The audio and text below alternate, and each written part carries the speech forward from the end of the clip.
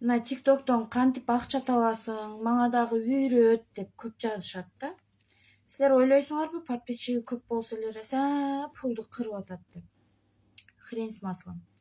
TikToктон акча иштесе болот. Батыл ойнойсуңарбы мына? Батыл ойногондо силерге Эшмат келип, лев таштайт, Гүлайым келип кит атат. Ана ошонун бардыгы пул болуп барат. Некен TikToктун өзүнүн политикасы бар. Onu настройкага кирип окуп алсаңар болот. Комментарий, лайк, подписчикке пул төлөп бербейт. Бекер нерсе каерде бар, айткылачы. Бекер оокат бул жаман оокат.